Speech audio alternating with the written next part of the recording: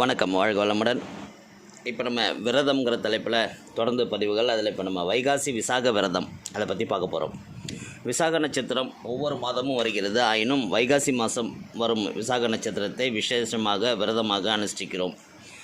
வைகாசி மாதம் சூரியன் ரிஷபத்தில் இருக்கிறார். அவர் அங்கிருந்து 7ஆம் பார்வையாக விசாக நட்சத்திரத்தை பார்க்கிறார்.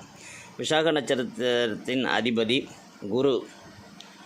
விசாக நட்சத்திரம் 3 பாதங்கள் துலா ராசியிலும் 4வது பாதம் விருச்சிக ராசியில் விசாக நட்சத்திரத்தின் 4வது பாதத்திலேயே சூரியன் பார்க்கிறார். விசாக நட்சத்திரத்தின் அதிபதி குரு என்பது போல் விசாக நட்சத்திர தேவத குமரனை சூரியன் வழிபடுவதாக ஐதீகம். எனவே குமரனை வழிபடும் சூரியனை நாமும் வழிபடுவோம் என்பது கருத்து. வைகாசி விசாக நட்சத்திரத்தன்று பகல் உணவு அருந்தி மாலையில் குமரன் குடி கொண்ட கோயில்களுக்கு சென்று அர்ச்சனை செய்து வழிபடுவதால் புத்திர தோஷம் புத்திர சோகம் நீங்கி புத்திரபாக்கியம் கிடைக்கும் என்பது நம்பிக்கை. அதாவது குழந்தை இல்லை என்ன இருப்பவர்கள் விசாக நட்சத்திரத்தன்று மாதம் விரதங்கள் இருந்து முருகக் கடவுளை வேண்டினால் புத்திரபாக்கியம் கிடைக்கும் அப்படின்னு சொல்கிறாங்க. வாழ்க வளமுடன்.